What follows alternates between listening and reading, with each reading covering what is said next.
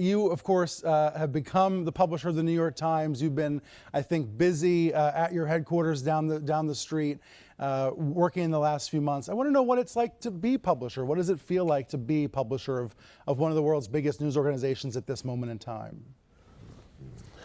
I mean, that's a big question. I mean, it's an exciting, consequential time to be doing what we do. I've joked to some friends that I have found myself wondering at times what it was like to be publisher in 1988 when your main job was to swim around a room full of coins like Scrooge McDuck. Just count the money as it rolls off the printing press. Oh, yeah. But this is the time when it matters. This is the time when the journalism ecosystem is systematically collapsing. When the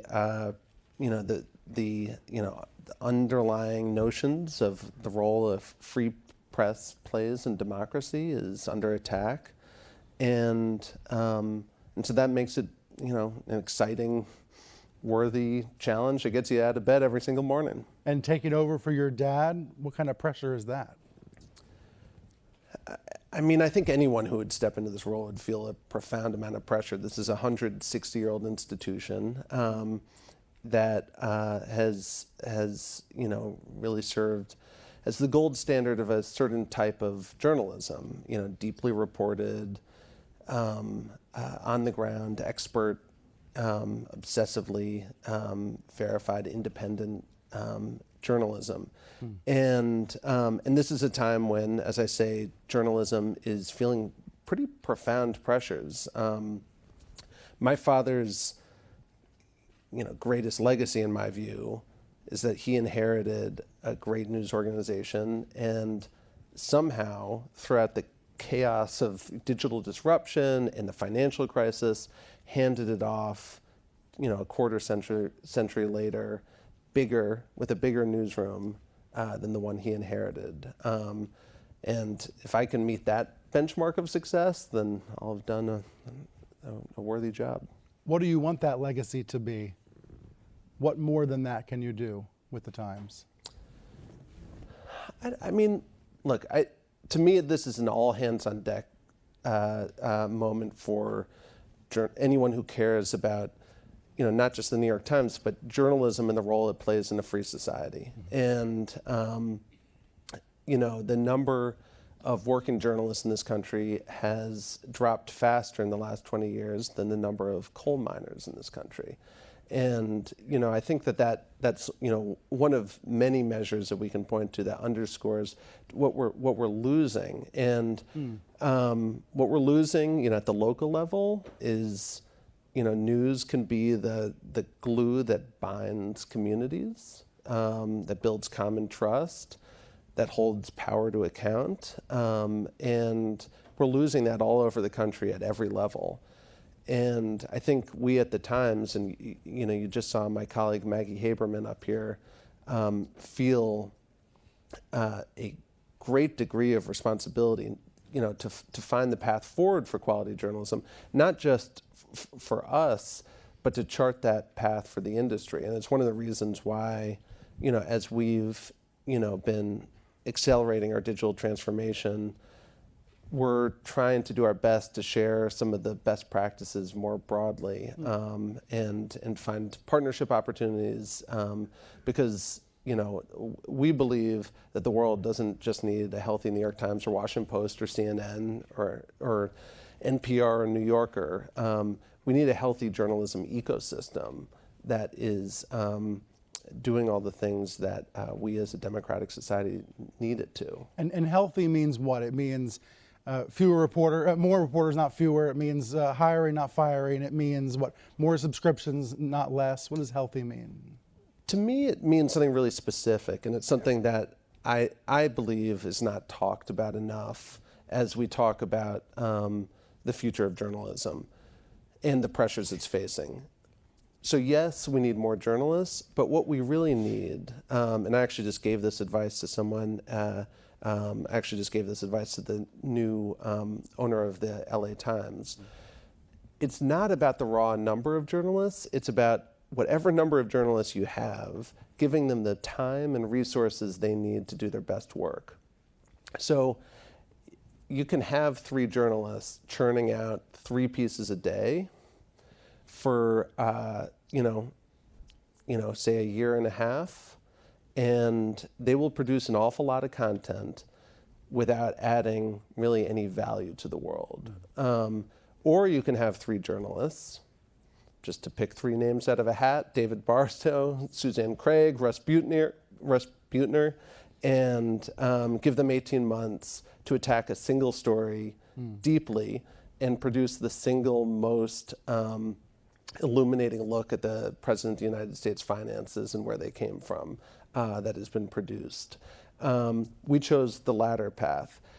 But as was pointed out again and again, and this was one of the sort of tragedies in how it's covered, is it's becoming increasingly rare for any news organization to be able to choose the latter path, to say, okay, it seems like you're onto something here, dig into it, hold on to it, like go the next level, and don't give up. And we feel really fortunate to be able to do that. But I think when I talk about a healthy journalism ecosystem, that needs to exist, on the ground in places like Providence and Multnomah County, Oregon, which are places I used to cover and where we've seen that scaled back a lot. By the way, you have his more recent tax returns too, right? If anyone has that them, story? If anyone has, do you have them? If anyone has them, feel free to send them to us. We will accept snail mail or email. Okay. You have that locked room at the Times where this investigation happened, so I think you have more, but that's just my guess. All right, so you mentioned that the tax return investigation, and I think a lot of people are curious about your relationship with the president. Your meeting with the president over the summer, which was supposed to be an off-the-record meeting, right? So you agreed to meet. Then he spilled the beans on Twitter about the meeting. Do you regret sitting down with him at all? Do I regret sitting down with him? No. Yeah. I mean, the role of the publisher is a pretty unique one at an institution like the Times. I believe that anyone who's in the news regularly needs to have some outlet to raise concerns. And I think that if you're a news organization, you're not providing some outlet where someone who is constantly in the news can't say, I don't feel like I'm getting a fair shake, or I feel like particular coverage wasn't inaccurate or unfair. I think you're setting yourself up in a dangerous way. So I view part of my job as sort of being the last level that can hear concerns like that. So when the President of the United States reaches out, I think it's part of my responsibility to take that. I asked because he used you, right? He used you to claim that he's friendly with the New York Times and that maybe you even agree with the enemy of the people rhetoric. That's what his tweet implied.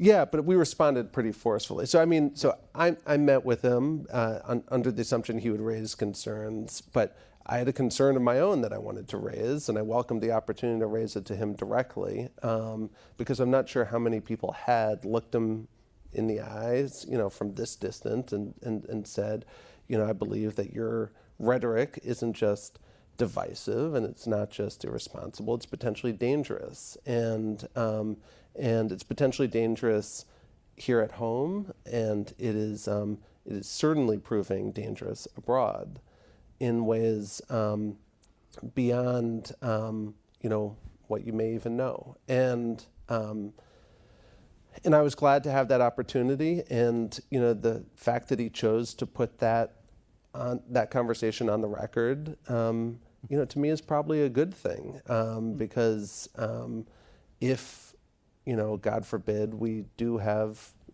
more tragedies along this line, he certainly can't say that he wasn't warned that his words may have consequences. Do you feel like he took you seriously in that moment? I mean, it's hard to get into anyone's head in this. I mean, he certainly listened politely. He engaged, with what I was saying as we were talking, and said, multiple times some version of, I'm going to think about this. I appreciate you raising these concerns.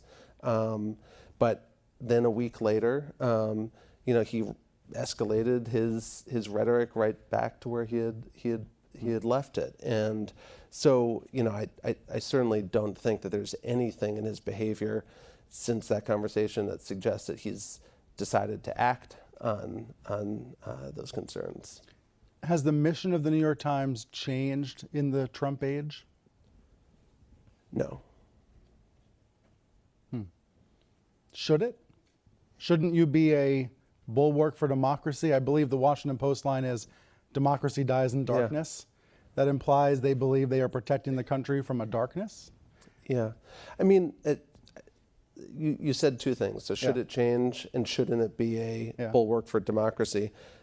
I'd say it hasn't changed, and we are a bulwark for democracy. But I think that that's an enduring thread of the 160-year history of this institution. My great-great-grandfather, when he purchased the New York Times, he vowed to cover the news, that the institution would cover the news without fear of favor. And I think that sort of clarion call has stayed with us ever since. And so I actually think it's really important for a news organization like ours, to keep our eye on the mission in a period of profound disruption. And disruption takes many forms. It's the rise of global populism. It's Trump. It's how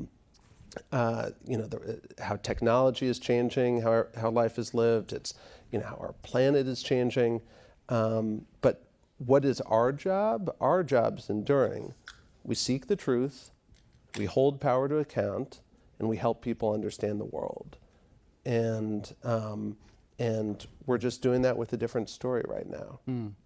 And when you all screw up, when you make mistakes, as every newsroom does, do you think journalists get too defensive? Do you think the Times gets too defensive? Is that something I don't you even know want why to change? you'd ask that. This is one of the most common complaints I hear about the Times and about other newsrooms. Yeah. The journalists don't want to admit when they're wrong. They're too arrogant. Yeah, I mean, look, there's obviously a grain of truth there. I think everyone gets defensive when they're wrong. But one of the things that makes the serious journalistic institutions of this country different is that we'll admit it, we put it in print. We have a section of our paper dedicated towards It's one of my favorite pages, the corrections page. Yeah, to celebrating our mistakes. And the reason I say celebrating is that I think there's something powerful in admitting when you are wrong, because it's a form of holding yourself to account that sort of renews the daily commitment to do everything in your power to get it right. I mean, both of us have been reporters, and both of us, I'm assuming, have had a correction at some point. And it's an awful experience. My editor at the Times used to make me sweat so bad when I would make a mistake. Yeah. But that was part of the process. Yeah. And I think it makes you better. I spoke to a group of college newspaper editors recently, and God, it must have been like 200 of them in the room. And I said, okay, like, how confident do we have to be to get something into the paper?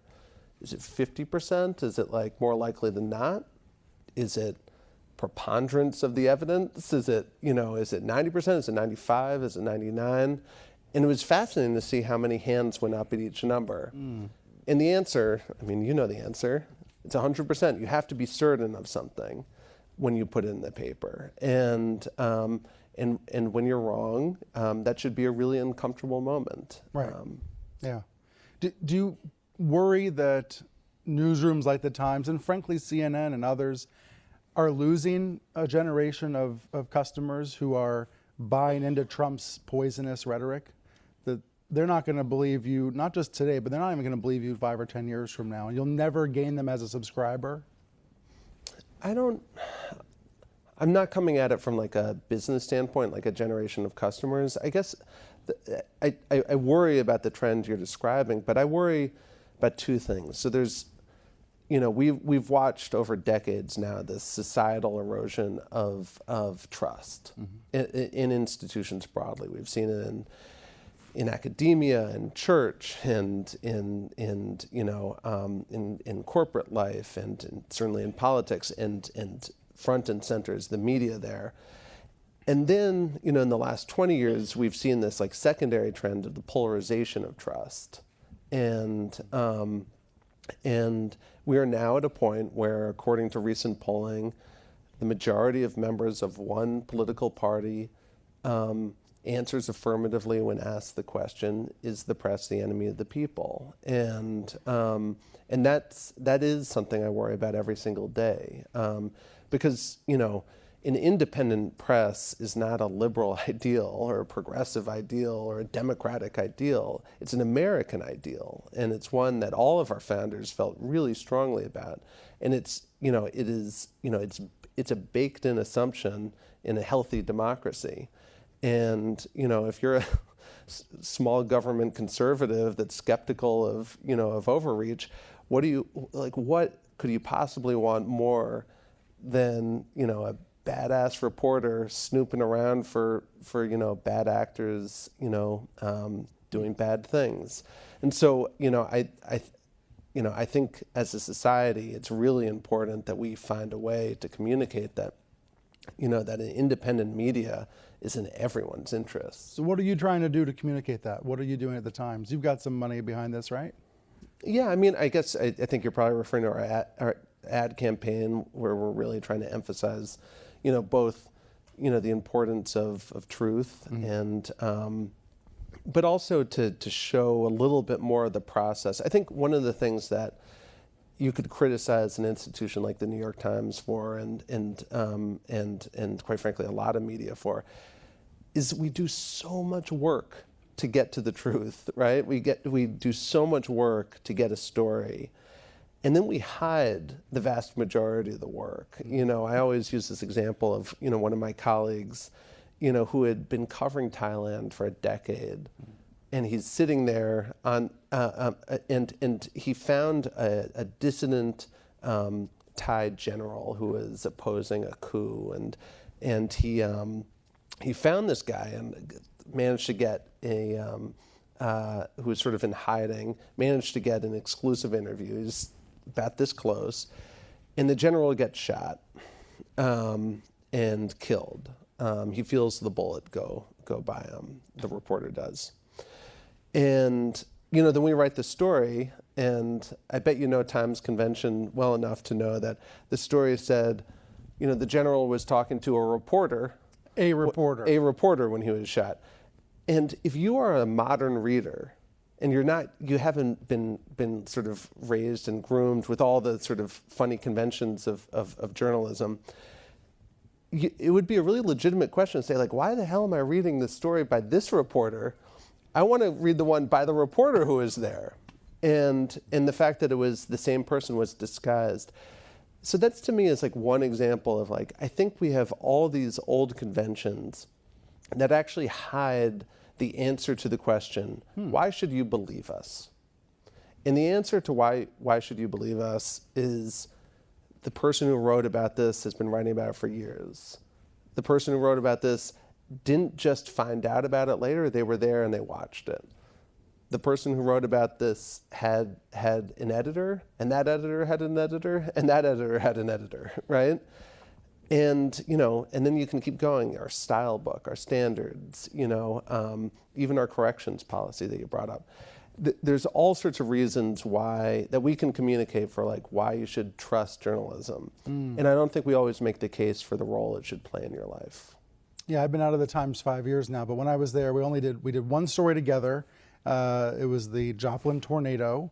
We shared a byline. It was on the front page. I don't know if you remember this one. I do. So we're one for one, and on that day when we're there, you're welcome back anytime, by the way.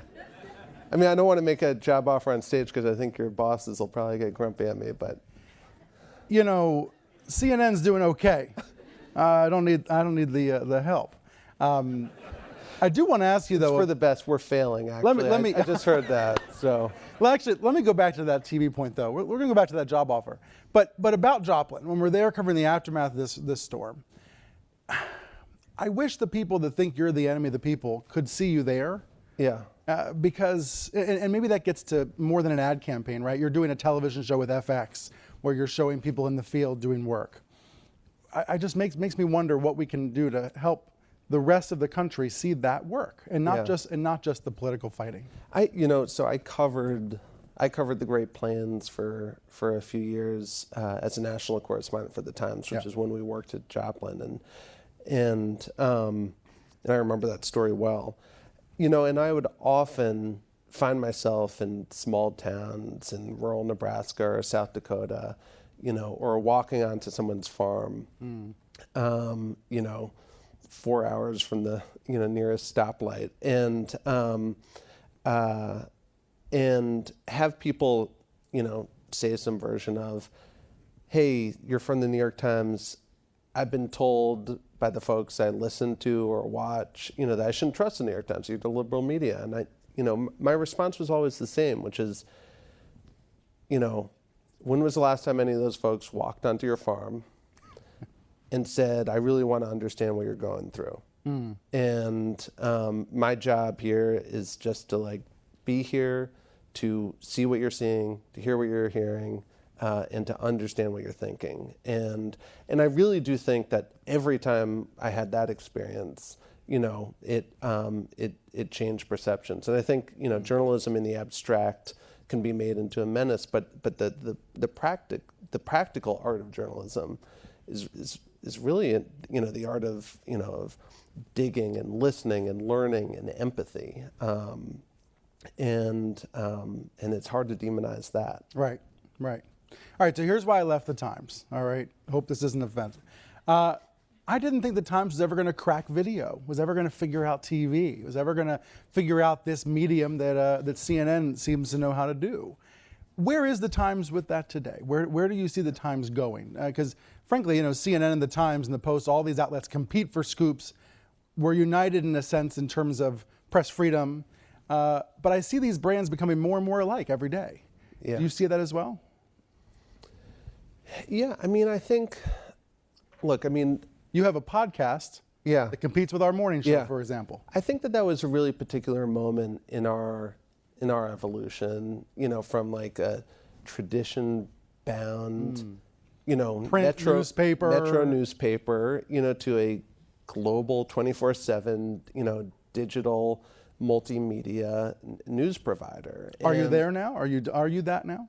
I certainly think that we are a hell of a lot further on that path than we were then. I also don't think that path ends, right? I think part of our challenge is to understand that technology is not an affront on all our best traditions. It's how you can tell stories are changing, and how people are finding and engaging with news is changing, and you have to change with that. And so the podcast is a great example. To me, the Daily is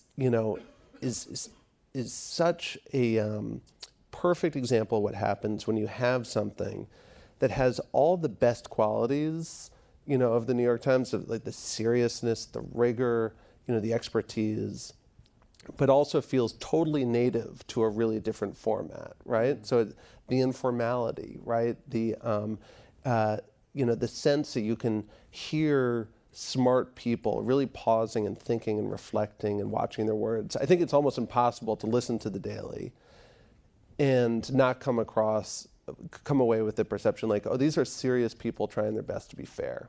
And so I think, part of our challenge as news organizations, this is true for you guys as well, is to figure out what all these formats are for. What do they do uniquely? What do they do well? Podcasts are great because, they're really great for a reconstruct, right? You don't have to have been, with the story as it unfolds. You can tell it like a good yarn. TV doesn't do that half as well, right? TV, you want to see the places and see the events unfold. So we're trying to crack that code now. And maybe we're a few years too late for you, but we have a new show on FX called The Weekly that's going to launch early next year, FX and Hulu actually. And it's going to be a serious, New York Times news weekly show that we hope will introduce a new audience and a new generation to what the New York Times stands for. Yeah. All right, lightning round in our last 5 minutes. Okay. How big can the New York Times get online? You have what, 3.8 million subscriptions right now. It's a huge number compared to other news organizations. How big can you get? I mean, I think I know you said lightning round, but print folks think in Give me a sentences. number. Give me 10 million, 20 million, 100 million. I mean, I guess like it's sort of like it's all of the, I mean, 100 million seems optimistic. But, we are throwing numbers like 10 million around, and there's a reason for that. And there's a reason for my hesitancy in putting any number here. Mm-hmm. The market for paid journalism is fundamentally immature right now. And, a lot of people have asked, isn't it, or, the president has tried to take credit for the subscription growth at the Times, the so-called Trump bump. Yeah. But I actually think that what we actually saw was a new generation of people who are getting way more comfortable reaching into their pockets, pulling out their credit cards to pay for services online. And I thank the folks at Netflix and Spotify and many other places for helping get us to that spot. And I think that that's now starting to happen with news. It's happening at the Times, but it's also happening at places like the New Yorker. I think I read somewhere that CNN is even thinking about a paywall. Is that true? So I'll put my journalist hat. We think about lots of things. Think about it. Okay, that's a good dodge. Okay, so, but I think what we're actually seeing is that this whole market, we're trying to create a market for paid journalism, and this is why I'm cheering on the growth of the Wall Street Journal, the Washington Post. I think all of us are in the same place, which is we are trying to convince more people that it is worth paying money for quality journalism. And what does that market look like? I mean, at the biggest level, it's curious English-speaking people around the world, who are interested in understanding more. What about New York? There's been an uproar in the Metro section. The editor said, hey, if you don't want to be here, you can leave. I'm bringing in new people. Yeah. You had to talk at a town hall about this. What happened? Yeah, I mean, I think, so we hired a new editor to, we reassigned one of our best editors and change agents to take over the Metro desk. Look, Metro journalism, city level journalism, is systematically failing all over the country. It's the area where we've seen the biggest declines, and that's happening in our own city, right? So we've seen in the last year or so, we've seen the Daily News cut the number of reporters by half, the Village Voice go out of business, so like a classic old brand, and then a very well-respected new brand, DNA Info / Gothamist, also go out of business. I mean, that's a pretty terrifying whittling down of the journalistic muscle in this city. And our view is the Times needs to commit to covering the city aggressively. But that's going to require a change in approach. And we hired a change agent to try to figure out what that's going to look like. I don't have the answer for it. Obviously, our colleagues, in journalism organizations across the country are struggling to find the answer for it. But we're really committed to doing everything we can to finding it, and to the degree to which we're successful, to sharing. And what about the idea that your opinion section, you get so much criticism of your opinion section, columnists like Barry Weiss and Brett Stevens, people sometimes threaten to quit this paper over to cancel their subscriptions over this. Does that matter to you? Do you want your readers to be challenged? Do you think your readers want to be challenged in this day and age? I mean, I'd say a couple things. I think our readers absolutely want to be challenged, and we did one of those studies where you try to figure out like what the unifying traits of your readers are, and how that's different from, say, like, a reader of generic news organization X. And the unifying trait for us is curiosity, and that sense that our readers are people who spend their time wanting to understand things they don't know about. And to have their views challenged, and to push themselves in various ways. And so, I understand that, people aren't always always happy with, particular stories or even writers that we bring on staff. But I do think that, when measured in sum, that those folks have added a ton to our report, and that the bulk of our readers have really welcomed them. And 30 seconds left. Will you bring back the public editor, the ombudsman for the paper? I can't remember. Do you guys have a public editor? Don't do that. Don't flip it back on me. No, I was just wondering. No, we do not. You don't? Okay. No, it's because the reason I asked is it's become really rare, right? It's like, it has become rare. The Washington Post got rid of its public editor years ago. I think NPR they may have one. So you want people just to complain directly to you? Is that? Well, no, I actually, no, there's a thought behind it, which is there was this role that was created before social media. Right. Before, the rise, honestly, of a ton of media criticism, which we're seeing from, academic channels. I think there's a 5-person team at the Washington Post who's covering us pretty regularly. And before readers could reach out and demand answers directly from a news organization. And I think the notion that there was like one person who could be accountable for what the world thought of our work felt really old-fashioned to me. And I was actually much more, I didn't mean to put you on the spot there, sorry. Hey, if CNN ever gets tired of me, I'll come back, but only as your public editor.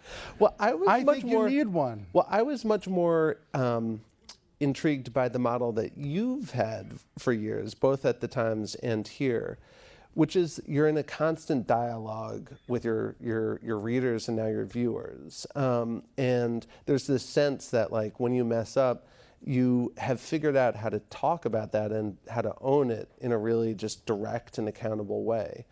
And I just think that that's what our journalists need to be doing across the board, rather than sort of crossing their fingers and hoping that, when there's some sort of furor out in the world, that the public editor, won't write about this one. If there's a furor out in the world, it demands attention, regardless of whether or not, one person weighs in on it. A.G. Sulzberger, thank you so much for being here. Great talking with you. Thank you. Thank you. Appreciate it.